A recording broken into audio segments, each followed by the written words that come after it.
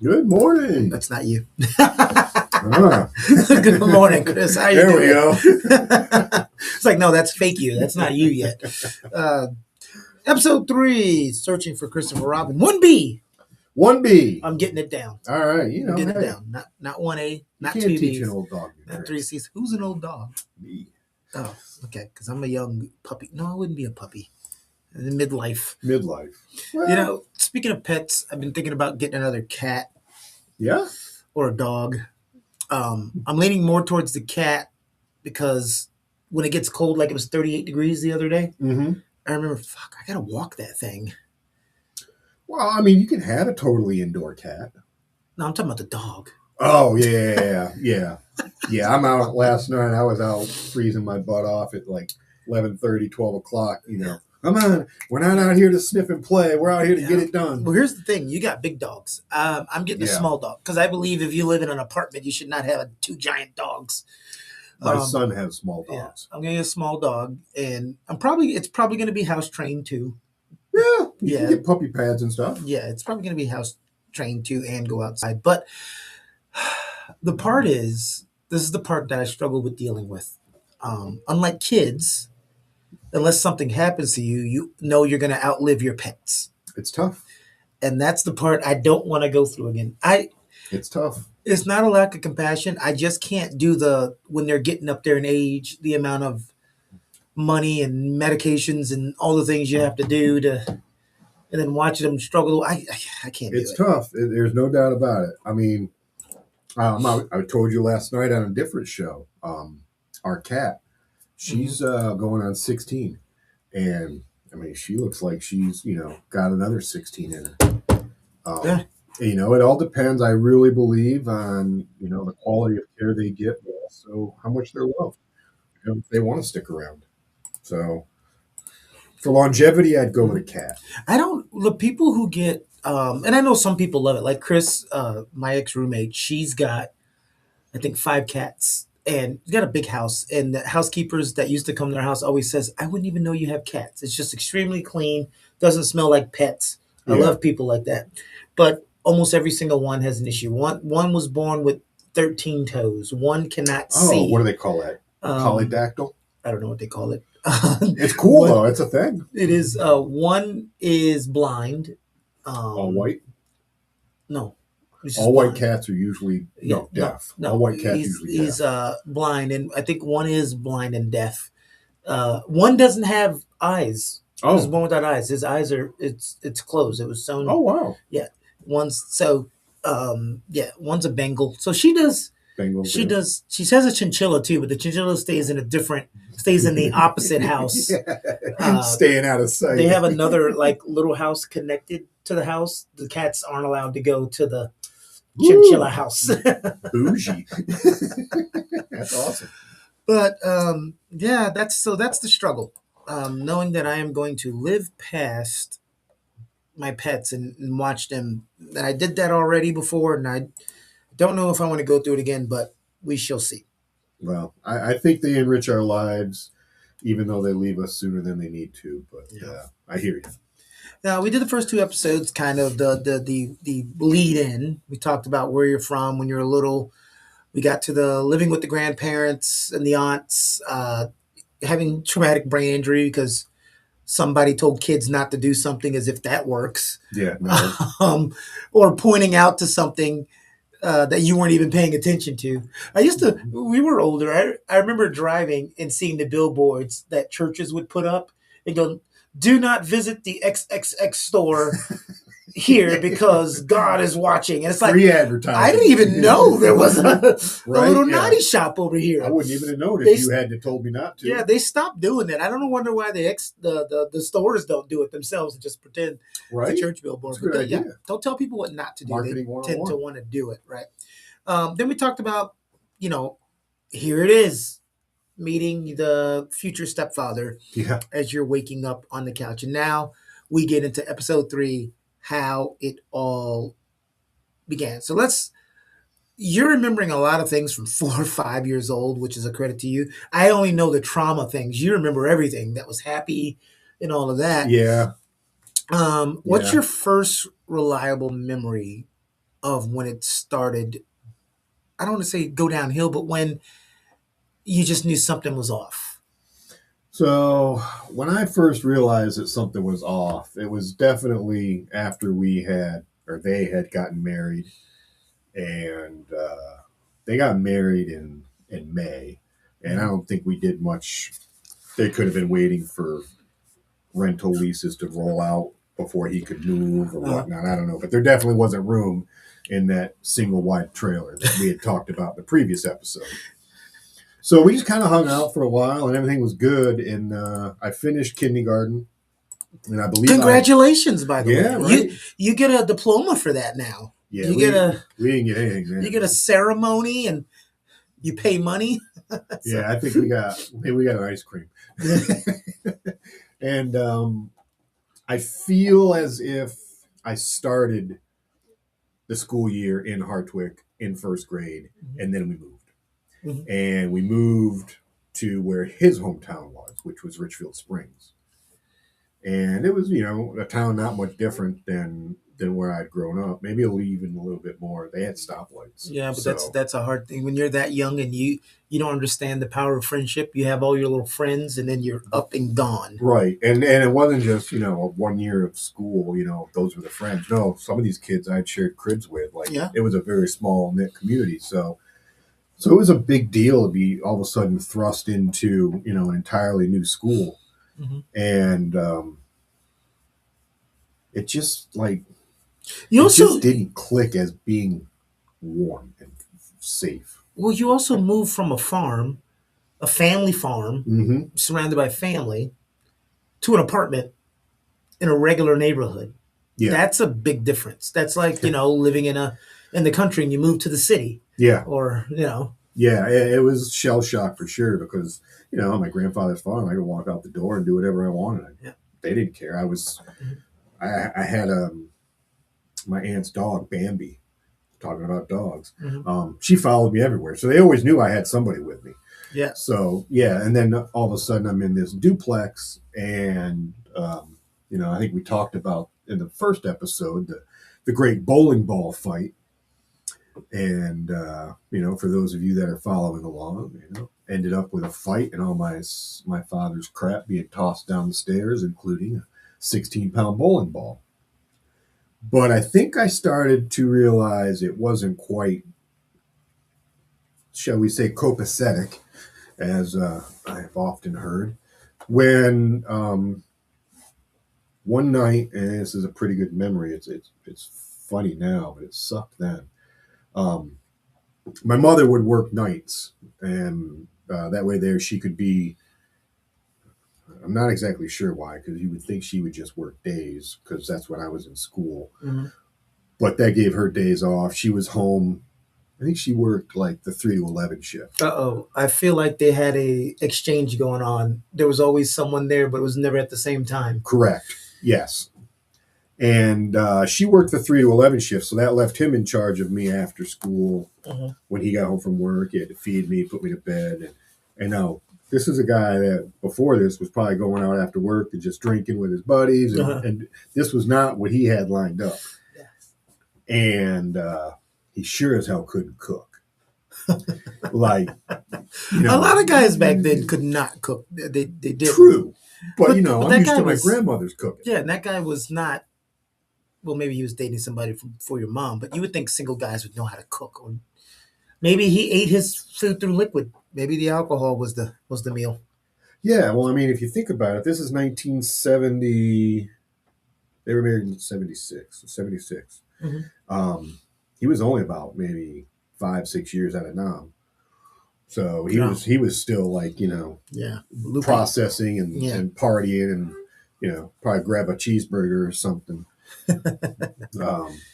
I know one of the things he loved to do with his friends when they would play cribbage all night and just eat tuna out of a can and drink beer. Oh, God. That's drinking. That's even worse. Eating tuna out of a can while drinking beer is a different kind of skill set that I am glad I do not have. God. So if he shotgunned the tuna juice, I'm over it. I don't think so. Okay. No. So the first memory I have where it was really not Mhm. right involved a meal that he had cooked. And I don't know what it was, but I'm just going to say it was fucking disgusting. I would not eat it. Did it even look appetizing? It just didn't. looked bad, tastes bad, felt bad. I mean, I took a couple bites, otherwise I wouldn't have known. Right. But after that, I was like, no, I'm not eating this. Like, this isn't fucking fit for Consumption. Yeah. Not human consumption, that is. And he was like, well, you eat what's put in front of you or you don't eat at all. You know how it was back then. Yeah, it was back then, but when I was normally told that, it was somebody who knew how to cook. Right. The only thing that because back then, mom, now I see parents that will cook 3 different meals because 3 different children have 3 different tastes, right? Yeah. And I'm not complaining about it. It's just, it is what it is. But back when I was a kid, you ate whatever the hell dad was in the mood to eat. Oh, yeah. So that's what my mother cooked. Yeah. So my dad liked liver and onions. Oh, my God. I don't know. We used to think when you're a kid, do adults just hate food? Right? So he used to eat liver and onions. So on the night that he would make liver and onions, I would literally go through half a ketchup bottle just to not taste liver. And I'm sure your mom cooked the liver the same way mine did, fucking gray. No, like no. Ours cooked it gray. Like there was no. Have you seen me? we like to cook shit and season it and do all this stuff. Well, we didn't. No, it wasn't gray. But I can say this while I'm making the stereotypical jokes. The one thing that a lot of us did do back then was cook the shit out of it. Like the steaks were overly well done. The liver. So that was probably also one part. The liver was like eating, like you're like this. Like you're eating beef jerky. That's how much it was cooked. and at the end of the day, it's still liver. And the smell. Oh my God, the smell. Yeah. They even started cooking it with bacon. They damn near ruined bacon for me. Oh, and I would hope the bacon's taste would override. No, it doesn't. It's almost like and guys, if this is your first time watching, we do get off topic, so just deal with it. Fruit salad. Idiots who put grapefruit in fruit salad annoy me because the grapefruit takes over the taste. That will overpower everything. Except for the grapes. The grapes are like immune. Because they got that shell and their flavor's inside. Yeah, that's true. Even the peeled ones. It's like grape made a deal back in the day. Hey, look, you can name yourself after me, but don't override me when it comes to flavor. Yeah, grapefruit is. I like grapefruit. So, do you remember what it was that he actually cooked, or it was just a smattering of mess? One of his favorite things to cook was some kind of helper. Hamburger helper, tuna helper. How do you mess that up? I don't know. This is just a guess. I just know it was shit. Okay. So he fucking shovels his down. Of course. He's the tuna can beer drinker. Of course he's going to shove it down. He probably got as many taste buds as a dog. From being in the military, you're used to eating. Absolutely. You're hungry, you shove it. It's fuel. It's not 90% of MREs, okay, I don't know how they are now, but I was in the late 90s to 2017. But between 1998 and at least 2006, 95% of MREs were fucking awful. I can believe it. I never had the privilege. The Navy. We got worry about that. Right, moving on. Jesus. So he shovels his down. And I'm sitting there and I'm taking my 2 bites and I'm just like, I'm not eating this. Mm-hmm. And he says, well, you either eat it, blah, blah, blah. I've already said. And off he goes. And he went downstairs with a beer or whatever to hang out with his buddies on the street and, do his thing. And you're staring at a plate of awfulness. Yeah. Remember, I had 2 cats. Yeah. Yeah, I think I tried to feed them some and they didn't even want it. That's one thing, people, if your pets won't eat it, yeah, you shouldn't eat it. Just leave it alone. Leave it alone if your pets won't eat it. I just said fuck it, and I went over and I threw it away. Yeah, pretend that you ate it. Yeah, it's not like. And he comes up a little while later and he goes, "You finished?" I was, "Yeah." I mean, I finished. I mean, all I was eating, and he goes over and he sees it in the trash, and he goes, "You didn't finish it." I was like, "Well, I was finished." And so there was a whole big argument, and he said I lied to him. And boom, that was it. Go to bed. And this was like, 6:30, 7 o'clock at night. Go to bed. You're welcome. Right? I'd rather go to bed than eat that. But again, there was probably something Mm. I wanted to do that he wasn't copacetic with, and he was like, and it just, I never would have been given those ultimatums at my grandparents. Now I can, and I'm gonna be unbiased because I know the full story. At that point, I'm not too mad at him right now. Of course, No, from a kid's perspective, but it's like, hey, I told you to eat dinner. Instead of just not eating it, you threw it in the trash and told me, yeah, eat it. right. So I could see that, you know. Yeah. The only thing that was, was different was just, I guess I could do no wrong in that other house. So maybe I was just in a little bit of You're a culture little shock spoiled. myself. No, you color was you're a little spoiled.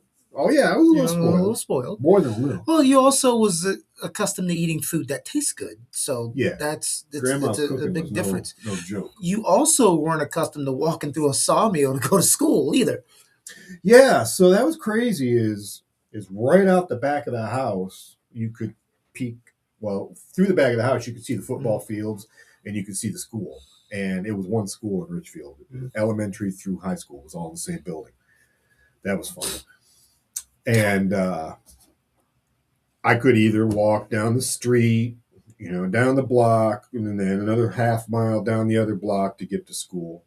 Or I could just cut through the backyard. There was a hole in the fence, and I could walk right through Richfield Springs Sawmill. Mm-hmm. And shit, I was in school 5 minutes. Yeah, you're gonna take that. It's crazy just thinking about even when I was a kid, how we would walk unsupervised to school, and people go, "Yeah, that's how it was back then." I was like, "Yeah," and we were also getting kidnapped back then. Yeah. It didn't just start. Yeah. But I mean, you're 7 years old and you're walking like 3 miles, 2 miles on your own. Yeah. Like, and not a care in the world. You didn't know. You didn't think You didn't about understand. it. I mean, think about it. This is the generation that had to be, their parents needed to be reminded, it's 10 o'clock. Where are your children? Yeah, because, well, that was also the start of two people having to work. Yes. Yeah. Before the that's my production assistant. Before the mid 1980s, you didn't need two people to work, but that was the start of two people having to work. So, it went from mom's walking you halfway to maybe walking there with you to, hey, get there and I got to go to work. Yep. And if they didn't have a car and they had to take a bus that goes in the opposite direction, it was a lot. Oh yeah, a lot of changes went on in the beginning of our lives, no doubt. Yeah, that was we got to watch it. Yeah. The freedom of, like, on the adventures you would have walking to school and coming back. Like, most of my childhood stories could be just told about adventures walking from school, getting to the house. Oh yeah. I mean, if you think about it, once we walked out that door, our parents did not have a fucking clue. No. They thought we were maybe next door. Shit, we were probably 3 miles away. But they always assume, I know where my kid is. Yeah, sure you do. Sure. Generally within, whistle shot, but you don't know where they are. Yeah, because we don't lie, right? No. We don't lie at all. No. You mentioned the two kittens. Yep. Who got you the two cats? So when we moved into Richfield, that happened to be where my aunt Lynette lived. She was the next oldest underneath my mom, and she was big into cats. And as we had moved there, her cats had just had a litter, and she gave me a brother and a sister as a housewarming, because I had always had pets at my grandparents. It was a farm; they were everywhere. Yeah, and so she gave me the two pets when we first moved to Richfield. They were Josh and Jody. And they were tiger cats, and they were with me for a while. I think, the next episode, the next house, something happens with them. But for now, they were there to comfort me when they argued, because now again I started to see arguing, which I had never seen before. And I'm not talking about an argument like, I think President Clinton was a better president than Lincoln. Not that kind of an argument. I'm talking about yelling, screaming, bruising on the arms from where he would grab her, profanity, and at all hours of the night, like it would just wake me up from a sound sleep. And the cats were there to, kind of temper the situation for me, at least. They would always seek me out whenever it got crazy. So I guess they knew what was going on. And who got you the?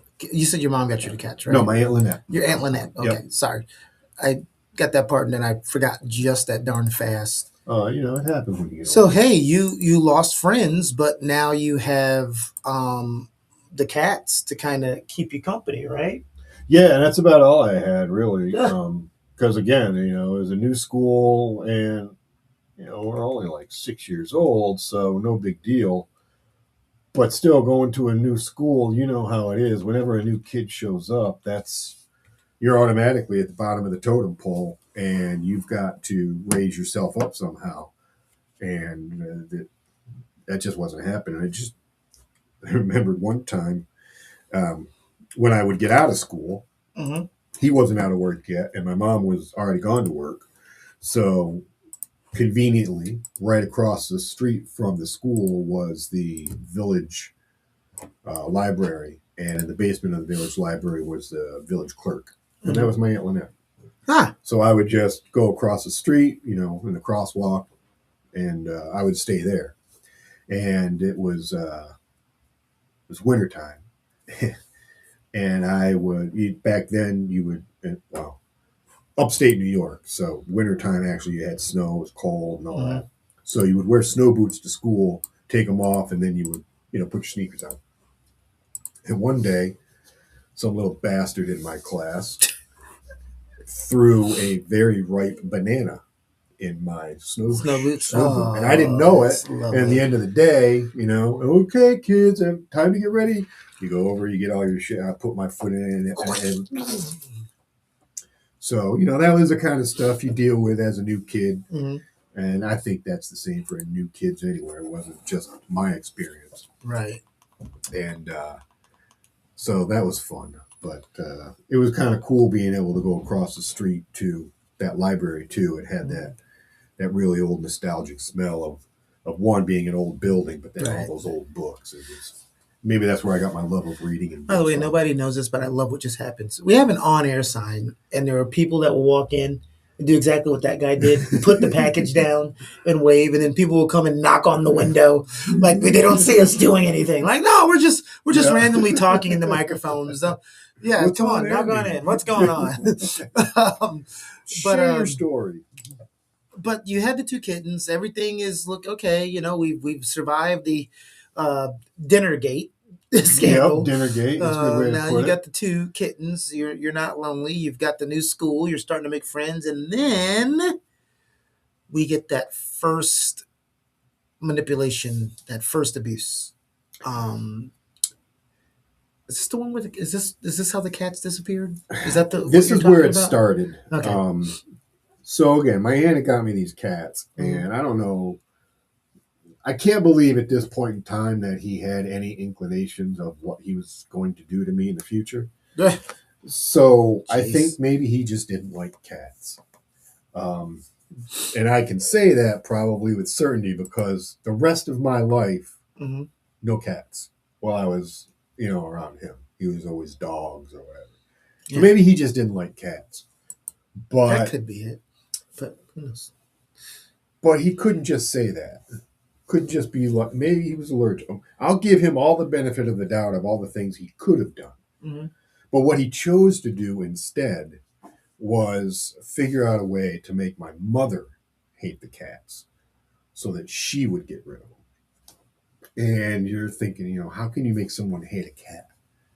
Well, if you're a deviant and you think hard enough, there's a multitude of ways to make a cat look like a bad guy. And his chosen method was to bury pieces of meat in my mother's plants. She had plants everywhere. Oh, so the cats would dig up the plant to get to the meat. And she thought that they were digging up the plants to either go to the bathroom, even though they had a litter box, or they were just being destructive. And, It came down to You're an adult. Just get rid of the damn cats if you don't want them. right. Just You're spending more energy planning meat all over the place. and it Jeez. traumatizes me because now I'm hearing my mother start to yell and bitch and moan Mm-hmm. about what the cats are doing, and I had never heard her really complain about anything up to this point. So I could just see the shift of the way he was manipulating her. And this is all retrospect. I obviously did not think like this as a 6-year-old. But in retrospect, I can see he was just manipulating her and breaking her spirit a little bit at a time. And he was breaking my spirit a little bit at a time. And why? I have no clue. I He was injured in Vietnam. He got a Purple Heart. Maybe he had a little PTSD himself going on. This doesn't, I mean, as a person who has PTSD, this is not PTSD behavior. I know you're trying to, right now in retrospect, I'm trying not to be it's an not, asshole. Well, I mean, it is what it is. Right? It is what it is. It is what it is. Yeah. So he was just an asshole. He was just a bad person. But because of all of his little pranks, those cats didn't last long. And sure enough, my mother decided they needed to go. So, there I lose my security blanket. Mm-hmm. And it was not all love and hugs and roses like I was used to with my grandparents and my school friends that we all got along. When did you learn of this though? Because you didn't know that as a kid that's why the cats. Oh yeah. So he I think I was a teenager, so I was 14ish or 15ish. I don't know. We were talking about something, and then I think it was like we would all get together, like I told you before, big family every weekend and stuff. My grandparents and all the adults would be talking, and then they were telling stories, and something came up about Richfield or the cats or whatever, and he's like, oh yeah, he's like, I never told you. He's like I was burying little pieces of meat in there, and he giggled and laughed like it was and I can still remember like thinking to myself like, what the fuck? We were bigger jerks back then. You look at every '80s movie of the typical '80s teenager or adult. I mean, it was fun times, but the jerks. I tell you what, the jerks that I knew in the '80s were a lot jerkier than the jerks I knew in the '90s. Yeah. I mean, the Stranger Things, man. That dad on Stranger Things. I mean, he epitomized the '80s dad. He just did not have it. Didn't give a shit. Oh man! So you get rid of the cats because he's planting meat all over the thing, and it's abusing your it's abusing your mom's plants. Yeah. And then that was manipulation number one. Yep. And then the mental abuse started to pick up. You talked about experiencing the first fight and violence that you never seen your mother go through, and people don't understand. Well, people do. I got to stop saying people don't understand. Yeah. The ones who don't understand what that does to the kid because they're watching that. And luckily, two things happen. You either become an abuser yourself because it's what you've seen, or you go the opposite. There's never really an in the middle. Yeah, there's not an in the middle. You become an abuser, or you become a person who has found respect for women because you've watched. Yes. What your mom has gone through, and you said, "I'm not going to treat anybody like that," or you pick that up, and that's how you're going to treat people. Yeah. Spoiler alert: I do not abuse my wife. Yeah. Well, I know. Oh my God. Well, I just wanted to clarify which direction I went. Now what came first? Because I know chicken or the egg. That's the question. No, you had the abuse of you or the bowling ball fight, which the bowling ball fight was the last straw, and that is, I believe, the catalyst to move us out of this. So let's back up to, because there's certain things that happened between the bowling ball fight and the disappearance of the kittens. Yeah, so he was, like I say, he was a single guy that was loving life, and I'm sure he was having a fantastic fucking time when he was dating my mom because I was taken care of. It's like he didn't really have a kid. Mhm. And when they got married, he couldn't make that transition from single, stallion running the fields to now I've got somebody to take care of. And he was notorious for getting paid Thursday night, Thursday afternoon. And he would go to work Friday in the morning. He worked for Remington Arms in Utica, New York, and the gun manufacturer. And he would go to work Friday morning, and we wouldn't see him until usually there was one of three things. He would just stay gone until Monday night when he finally came home after work. He was out of money. When he was out of money, he would come home early, or sometimes he would just roll in if he happened to be in the neighborhood Sunday so that he could get a good night's rest before he went to work. If he just happened to be in the neighborhood of his own house? Yeah. Oh, okay. Yeah. Got it. Yeah. I mean, there was many times that he just disappeared for 2-3 days. And I love the fact that you said Remington and you clarified the gun manufacturers as opposed to Remington, the lunchbox maker.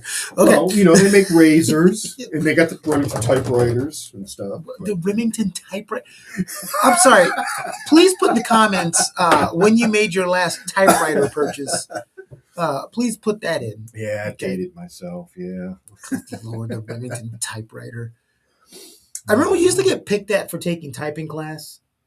And then if we only knew these days we'd be on the computer doing this. And I used to laugh at my buddies who were on the keyboards doing this when computers got really popular. Oh, yeah. And I'm like, but I got picked. You picked at me and I'm over here doing this. Yeah, I'm pretty good at it. I still don't have the confidence to do it without looking. I don't know why. Been doing it my whole life. Now it's so natural. Think about it. It's just so natural. It is. I mean, I'm close. I saw a mom give her kid to a baby. This baby, it wasn't even walking age yet. It's a tiny baby. Yeah. And she's like, "Oh, look at you, look at you." And the baby took its two little fingers and was doing this to the phone. Oh, wow. I said, "Holy shit." Yeah. It's in the DNA. Yeah, mimic. It's in there now, the DNA. You come out knowing what to do. Yeah. Oh, yeah. So we were talking about how he would just be gone. Yeah. And when he did come home when he was out of money, he was usually drunk. Mm-hmm. And that always, would escalate the arguments. And there was just it seemed like there was just never peace. There was peace in the days that he was gone, which told you all you needed to know. Right. And should have told my mother all she needed. Because you're looking at your mom like, why don't we just do this? Right. Yeah. Let's go back to Pop-Pops. That's what I call my grandfather. Mm-hmm. And she just,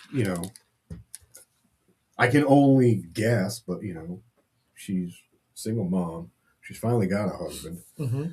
And in the 70s, that was different dichotomy. Unfortunately, for a lot of women, it's, hey, you need to go get a man, start a family. Not when you're ready, when we say you're ready. And then if that man's treating you horrible, the advice was make it work. Make it work, yeah. You gotta keep this family together. Make it work. No matter how miserable you are, make it work. Yeah.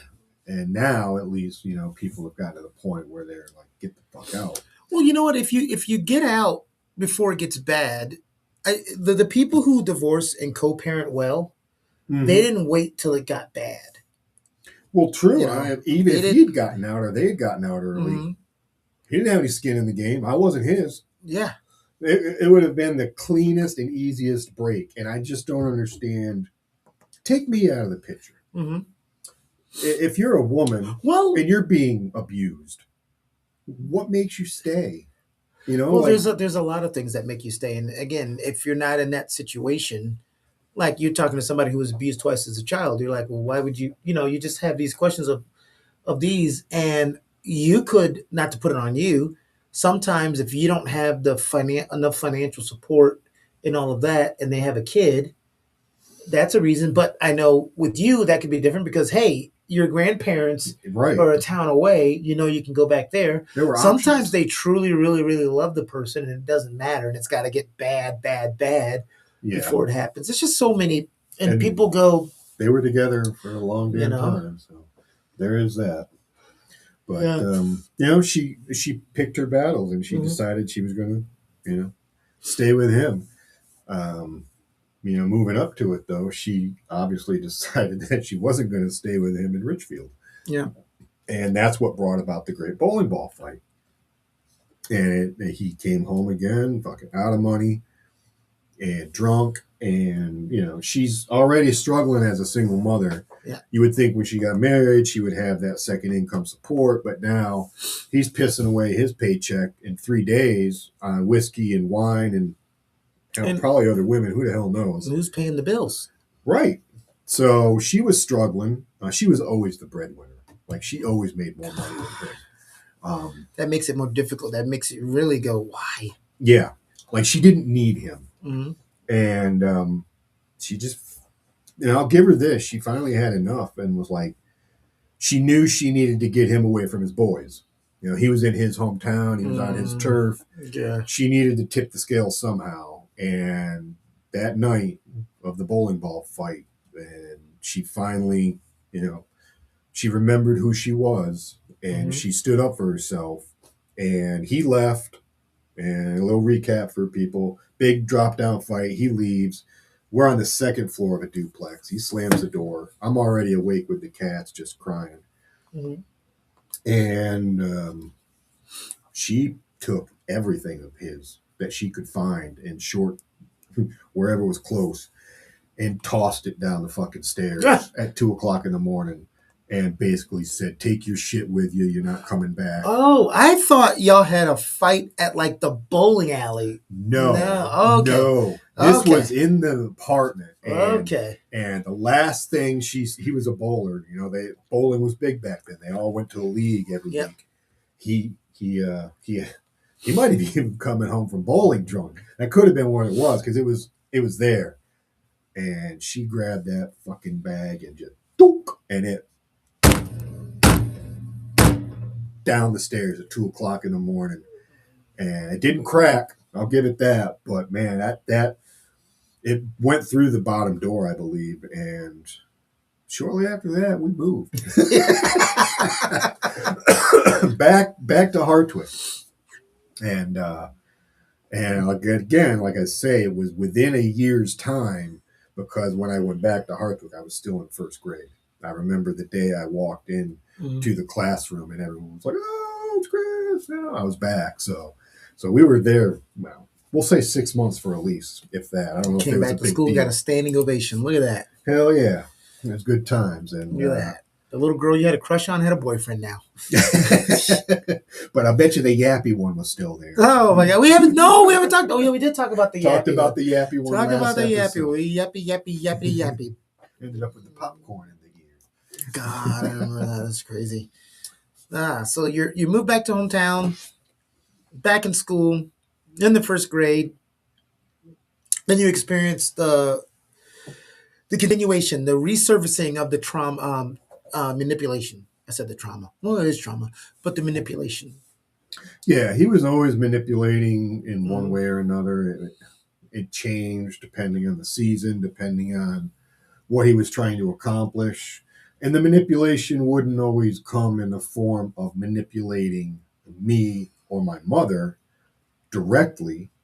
It could just be that, I remember numerous times he would just stop fucking talking for like a week. Like, you'd say goodnight, you just watch. I mean, there was nothing. Now, that could be a part of the PTSD. Because when my PTSD kicks in, I get very non-social and I don't talk much. You can always tell when I'm getting PTSD or getting into a depressive state and my insomnia is kicking in. Because once the PTSD happens, the underlying conditions, the depression kicks in, I start getting the insomnia, I start having the night terrors, and the way that people know me notices my beard grows out. And my hair becomes uncut, and I'm just. So that was a few weeks ago. So I'm sorry I didn't notice. And then because roommates that I've had, when I come out that day and I'm clean shaven and the beard's gone, they go, "Oh, you're back!" All right. Well, now I know what to look for. Yeah. Well, because here's the thing, people would always say, Well, when I notice you're depressed or something, I just leave you alone. And that's the I said, well, that's the the opposite of opposite what you should of what do. I said. When you see me and you feel like I'm depressed, I said, talk to me. That's like the Yes. best thing you can do. If you just leave me alone, I'm just stuck in my own Yeah. mind. And it is way too easy to get comfortable with being alone. So if people don't Yeah. engage you when you are in that, Oh, especially it's now, just- I could lay on the bed for a week and just play PlayStation, just be in my thoughts and not do anything. yeah, I'm completely comfortable Yeah. hanging out with my dogs and just being in the house. This is why I come here. For everybody who doesn't know, I live around the corner. Like if you walk out the studio, I can see the trees where my apartment is. And I used to do it from my apartment. Yep. But I come here every day and I don't even have to just to get out of the room and out of the apartment. Yeah. I think when we first came up with this whole idea of the podcast, we started out and I was in my attic. We? Well, You said, hey, I'm doing a podcast. You do it. Said, okay. Damn, that makes you sound like a dick. What's it about? Mental health. Yeah, I'll do it because you're batshit crazy. You got that right. Yeah. But yeah, I used to do it in the attic. Mm-hmm. And I really enjoy, I got to drive like 40 minutes, but I love coming here to do it. It feels like I am doing something, really productive. And he comes for the free breakfast. He does hook me up, man. He comes for the free breakfast. He's a good guy. He looks out for me. And that's what friends do. Yeah, I look out for him because I never know. So, peek behind the curtain. We're supposed to do this episode on the 22nd and then one more on the 29th. And so I texted him last night, hey, can we do 10 a.m. instead of 11 a.m.? He goes, yes. So then I wake up, I come here, and I look at my phone. I'm like, why did I text him to do it at 10 a.m.? Oh, my God, we're doing one today. So I start, because I usually have the thumbnails and everything ready already. So I'm getting titles, descriptions, and all of that. And then I call him to tell him a joke. I said, hey, I told you the 22nd, 29th, but I was so tired last night. I thought we were doing the show today, and I've been in here scrambling. He goes, well, yeah, me too. That's why I'm 5 minutes away. I'm like, what the? I'm like, Jesus Christ. We're on the same wavelength. It's the blind leading the blind. Two guys with traumatic past. And for those of you, hold on, it's gonna get a little more. Yeah, we're just dipping our toe into the pool here. Well, I can't swim, so I'm not dipping shit. I can't either. No, I can swim. I can only frog swim. You know the frog swimming? Underwater. Oh yeah, and I can go. I can go underwater to do that, better, but the on top. Yeah, I sink. So in Missouri, when I was in the Army, we were preparing for this competition. It was an athletic competition with different Olympic style decathlon type of events. They had a former German Olympic coach teaching us how to swim the relay. And these were the words out of his mouth. He goes, I don't understand. He is doing everything correct and he's still sinking. And I looked at him. I said, first black person? He's like, Germans tried to get rid of all he's that. sinking. Now he's going backwards. He's like, I don't understand. I came out of the pool. He goes, you're doing everything mechanically correct. And you're still sinking. I'll never forget, like, second day of boot camp. Maybe, I don't know when they do the swim test and all that. But we get there, and I went to boot camp in Orlando, and they had all the boots lined up, the nubs, non-usable bodies. And on the 30-meter platform, there was this absolutely beast of a fucking man. And he was a Navy SEAL chief. And he had fucking arms as big as my thighs. And he was a black guy. So he was a great swimmer. But there are those out there. We can, a lot of us can swim now. Yeah, I jumped in. You had to jump in, tread water for 10 minutes, and then swim the length of the pool. Yeah. They pulled me out. I couldn't even tread water for 10 minutes. People used to ask me, I know it's a stereotype, but why was it like that most of you couldn't swim? I said, they always make the jokes of the boat and all that. But what it really was is you're a product of your environment, right? almost every black kid I knew how to play basketball and knew how to play football. Why? Because it's especially where I grew up, when most of us were poor, because it's cheap. You need one ball. Yeah. You need one ball. You need one ball. That's Yeah. it. That's why we played soccer too. I played soccer as a kid. Yep. Me too. Did not play. I played baseball, but you're all sharing gloves. Yep. And all you need is Sandlot one ball. kid to have a bat, but you're all sharing gloves. And I learned how to catch outfield without a glove. That's why I was a good outfielder I when used I to was a use kid. my hat sometimes. Yeah, the people infield, because the ball would be hit harder, they all would. The infield kids would have to have the glove. And then back then, this is how Little League worked back then. If you were fat, you were the catcher. If your dad was friends with the coach, or you were the coach's son, you were the pitcher. Yep. And if you were like me, where I played at a mostly non-black core league, but there were black kids there, all the black kids were fast, and we were all in the outfield. It was like your designated spots. Black kids in the outfield, son of the coach is the pitcher, fat kid, you're the catcher. No matter how good you are, you're the or first base. Or first base. There. Everybody else, they play third and shortstop. And not shortstop, but second base. The two worst people always played second base and third base. The two best athletes and fielders would always play shortstop and center. That makes sense. Yeah. And so that's the way that was. But almost every white friend I had, you go to their house, what's in the backyard? There was a pool. Yeah. There's no pools in our backyard. Yeah. So there wasn't a lot of swimming going on. So, when we go to the beach, it was, once that water gets to the chest, that's as far as you went. Oh, yeah. I'm one of those guys, man. I don't go, I got a boat, but I won't go in the water. I just had a thing growing up too. If I can't see the bottom, I'm not going too far. Oh yeah. That's why pools were great for me. Clean lakes. Though I'm not getting into the murky creek. Yeah. Where you can't see. If I can't see what's down there, yeah, I don't want to freaking find out the hard catfish nibbling on my toe. Yeah. Well, anyway, that was the journey of episode 3. How it all began. So we talked about we've gone from farmhouse, Little Red School, moving to the apartment. To a duplex, starting to see the manipulation, the things happening, seeing a different side of this person. Starting to your show mom true colors. Putting a stop to it and say, no, we're moving back. And then when we get back, folks, that's when the sexual abuse starts. Yes.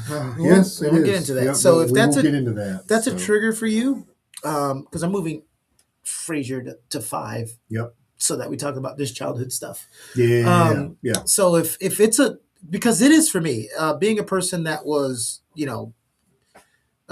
sexually abused at 6 and 9, it doesn't trigger me anymore. But if episode 4 is going to be talking about that, so if that's a trigger for you, just trigger warning. Yeah, we'll let you know before we start next one too. Okay. But it probably won't be as jokey as some of ours. I mean, there's still some room. We like the dark humor, but yeah, it's going to start getting a little more serious, a little more crazy. And show you what. I wouldn't say crazy. We can't say crazy, right?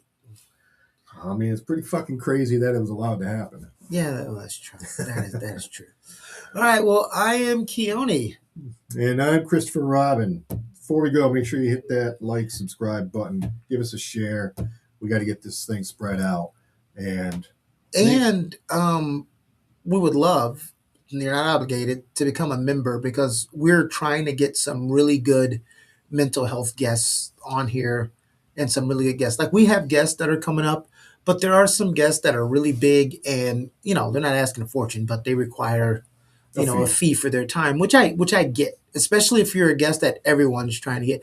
And we've been pretty good on some of our shows. I've had guests that have like a $25,000 base fee. I'm not going to say those guests, because then people will be like, you didn't pay that guy.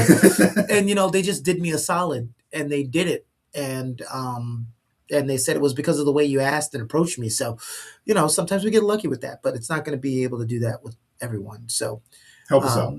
Help us out if you can. Become a member, and then we'll make sure that you get some behind the scenes stuff with Chris, and get you some good content. Yeah, I got lots of pictures and all sorts of stuff. Whoa, whoa, whoa! No, no, no, no, no, no, no, no, no, no!